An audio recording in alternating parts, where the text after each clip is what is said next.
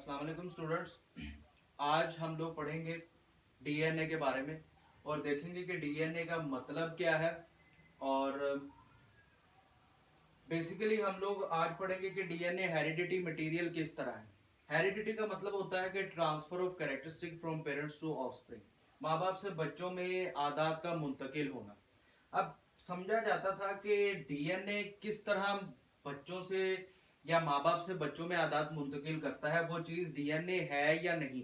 अब इस चीज को प्रूव करने के लिए साइंटिस्ट ने कुछ एक्सपेरिमेंट परफॉर्म किए, तो हम वो एक्सपेरिमेंट पढ़ेंगे। लेकिन उससे पहले देखेंगे कि डीएनए का मतलब क्या है। तो सबसे पहले डीएनए की फुल फॉर्म है डीऑक्सी राइबो न्यूक्लिक एसिड। अब ये तीन चीजों से मिलकर बना होता है। सबसे पहली चीज है डीऑक्सी राइबोस शुगर, दूसरी है फॉस्फेट बैकबोन और तीसरी है न्यूक्लियोटाइड्स। अब ये डीऑक्सी राइबोस शुगर सिर्फ डीएनए में होती है, आरएनए में राइबोस शुगर होती है। डीऑक्सी राइबोस शुगर, डी का मतलब होता है डेफिशिएंसी, ऑक्सी का मतलब ऑक्सीजन।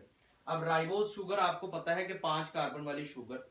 अब 5 कार्बन वाली ऐसी शुगर जिसमें एक ऑक्सीजन कम है, और आरएनए में राइबोस शुगर होती है मतलब कि 5 कार्बन वाली शुगर जिसमें तमाम ऑक्सीजन पूरी है। अब डीऑक्सी राइबोस मतलब जिसमें एक शुगर कम है, तो इस वजह से इसको डीऑक्सी राइबोस शुगर कहते हैं और ये डीएनए में पाई जाती है। उसके बाद दूसरी है फॉस्फेट बैकबोन, जो कि इन डीएनए के दोनों स्ट्रैंड्स को आपस में कनेक्ट रखती है। उसके बाद है न्यूक्लियोटाइड। अब न्यूक्लियोटाइड डीएनए और आरएनए दोनों में डिफरेंट पाए जाते हैं। डीएनए के न्यूक्लियोटाइड्स है एडेनिन, गुआनिन, साइटोसिन और थायामीन। ये 4 न्यूक्लियोटाइड्स डीएनए के हैं। आरएनए में थायामीन नहीं पाया जाता, थायामीन की जगह पे यूरासिल पाया जाता है। तो इस वजह से डीएनए और आरएनए में माइनर सा फर्क आ जाता है। तो ये तो था डीएनए का इंट्रोडक्शन। अब हम अपने उन एक्सपेरिमेंट्स की तरफ बढ़ते हैं जिन्होंने एक प्रूव किया कि डीएनए हेरिडिटी मटेरियल है कि नहीं। सबसे पहले एक एक्सपेरिमेंट कुछ साइंटिस्ट ने परफॉर्म किया। उन्होंने देखा, उन्होंने एक बैक्टीरिया लिया जिसको स्ट्रेप्टोकोकस प्न्यूमोनाई कहा जाता था। उस बैक्टीरिया की दो टाइप्स थी। एक बैक्टीरिया था, एक उसकी टाइप थी स्मूथ और एक थी रफ। अब स्मूथ टाइप थी ऐसी टाइप जो कि वायरस कॉज करती थी, जो कि वायरल बैक्टीरिया था। अब ये ऐसी टाइप थी जिसके पास एक प्रोटीन कोड था जिसको विरुलेंट प्रोटीन कोड कहा जाता है, और वही प्रोटीन कोड आगे जाके डिजीज कॉज करता था जिसकी वजह से बीमारियां होती थी और बंदों की डेथ होती थी। उसके बाद इसी की दूसरी टाइप थी जिसको रफ स्ट्रेप्टोकोकस न्यूमोनाई कहा जाता था, और वो बिल्कुल नॉर्मल था, उसके पास वो प्रोटीन कोड नहीं था जो स्मूथ वालों के पास था जो कि बीमारी कॉज करता था। तो रफ बिल्कुल नॉर्मल था और स्मूथ वो था जो बीमारी कॉज करता था जिसके पास वो प्रोटीन कोड था। अब इन दोनों में फर्क सिर्फ प्रोटीन कोड का है। स्मूथ वाले के पास प्रोटीन कोड है, अब ये प्रोटीन कोड ही आगे जाकर ऑर्गेनिजम्स में बीमारियां पैदा करेगा। रफ वाले के पास प्रोटीन कोड नहीं है जिसकी वजह से वो बीमारियां पैदा नहीं कर सकता। अब ये एक्सपेरिमेंट इस तरह किया गया कि स्मूथ वाले बैक्टीरिया को एक चूहे में इंजेक्ट किया गया। अब उस चूहे में जब इस वायरस को इंजेक्ट किया गया तो इसके पास विरुलेंट प्रोटीन कोड था, वो प्रोटीन कोड था जो कि बीमारी पैदा कर सकता है। वो जैसे ही उस चूहे के अंदर इंजेक्ट हुआ, वो चूहा कुछ दिन के बाद उसको ब्लड कैंसर हुआ और वो मर गया। उन्होंने कहा कि ये जो स्मूथ बैक्टीरिया है ये बीमारी पैदा करता है। ये एक ऑब्जर्वेशन हो गई। उसके बाद रफ वाले बैक्टीरिया को भी इसी तरह एक चूहे में इंजेक्ट किया। वो जैसे ही चूहे के अंदर गया, चूहा बिल्कुल नॉर्मल रहा, उससे कोई फर्क नहीं पड़ा क्योंकि रफ वाले के पास प्रोटीन कोड नहीं था। अब ये तो वाजह हो गया कि स्मूथ वाला बीमारी पैदा करेगा इस वजह से कि उसके पास प्रोटीन कोड है, और रफ वाला इस वजह से कि उसके पास प्रोटीन कोड नहीं है। लेकिन अभी भी साइंटिस्ट कंफ्यूज थे कि क्या ये प्रोटीन कोड की वजह से ही बीमारी कर रहा है या कोई और वजह है। तो उन्होंने इसके मजीद एक्सपेरिमेंट किए। अगले एक्सपेरिमेंट में उन्होंने एक चूहे में दोनों को इंजेक्ट किया, लेकिन इस तरह इंजेक्ट किया कि स्मूथ वाले बैक्टीरिया को हीट करके डेड कर दिया, और रफ वाले को लाइव रखा और उस माइस में इंजेक्ट कर दिया। अब वो जैसे ही इंजेक्ट हुआ तो बीमारी पैदा नहीं हुई और वो चूहा बिल्कुल ठीक रहा। उसके बाद अगले एक्सपेरिमेंट में उन्होंने फिर इसी तरह रिपीट किया।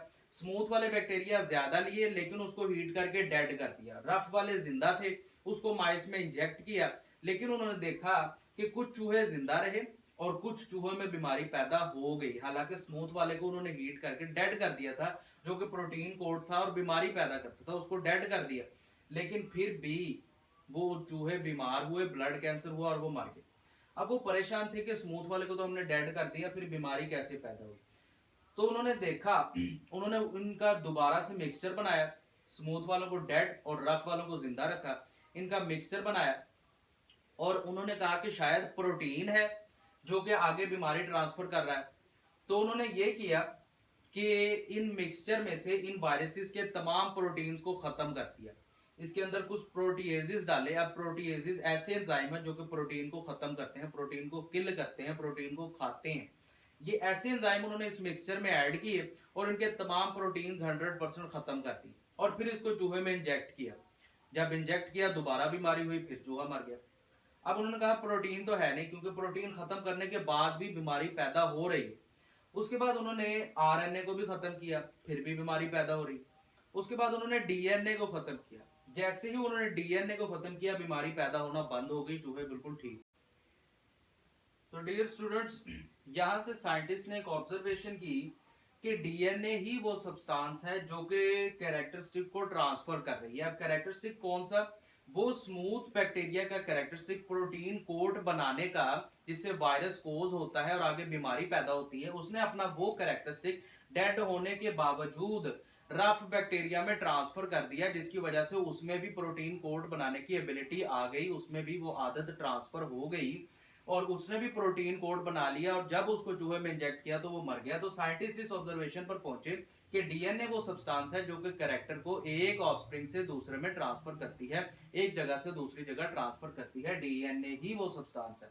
तो साइंटिस्ट ने एक डेफिनेशन बनाई कि अब transfer of characteristic from parents to offspring, अब माँ बाप से बच्चों में कैरेक्टरिस्टिक ट्रांसफर होंगे डीएनए के जरिए, जिसको ट्रांसफॉर्मेशन कहा जाता है। ये डेफिनेशन साइंटिस्ट ने इस एक्सपेरिमेंट से इंक्लूड की और ये उनको पता चला कि डीएनए ही हेरिडिटी मटेरियल है। लेकिन अभी भी उन्हें पूरी तरह यकीन नहीं था।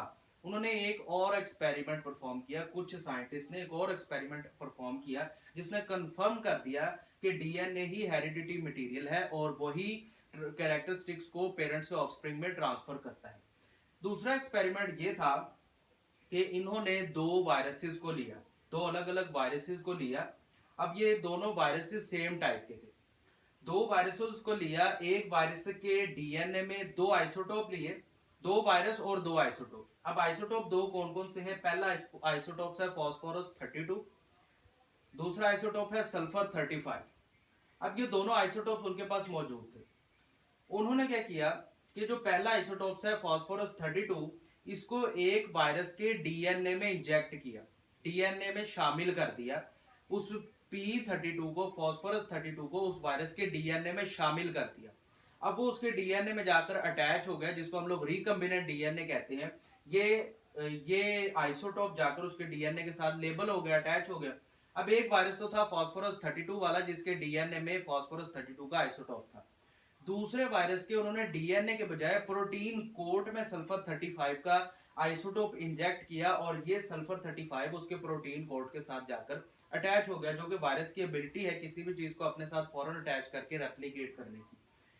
तो अब ये दोनों आइसोटोप्स, पहला आइसोटोप फॉस्फोरस 32 जो कि एक वायरस के डीएनए में मौजूद है, दूसरा वायरस सल्फर 35 जो कि एक वायरस के प्रोटीन कोड पे मौजूद है। अब इन्होंने उन दोनों वायरसेस को एक मीडियम प्रोवाइड किया और रेप्लिकेशन का वक्त दिया। अब जब वो दोनों वायरस आप लोग जानते हैं कि बहुत जल्दी रेप्लिकेट करता है। अब उस वायरस के टाइम के मुताबिक जब वो रेप्लिकेट कर चुका, तो उन्होंने देखा कि अब हम देखें कि कौन सी चीज है जो कि आगे रेप्लिकेट हुई है, दूसरे ऑर्गेनिजम्स में ट्रांसफर हुई है। उन्होंने उसको मीडियम में छोड़ा, रेप्लिकेट हुआ, तो उन्होंने देखा कि मीडियम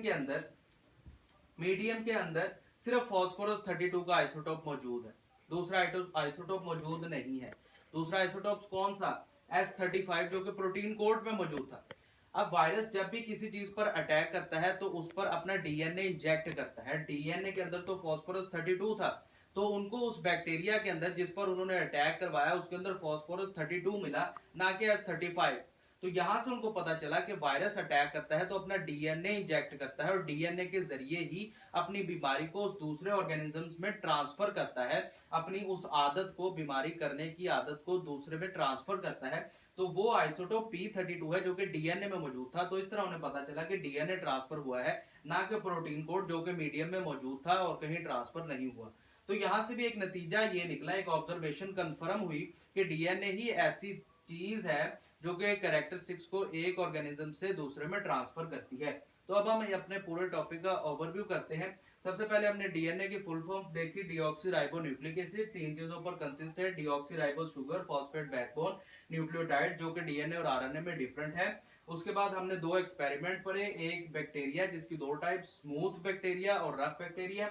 स्मूथ बैक्टीरिया जिसके पास प्रोटीन कोट है, जिसको माइस में इंजेक्ट किया गया और आगे फर्दर एक्सपेरिमेंट को हमने डिटेल में डिस्कस किया।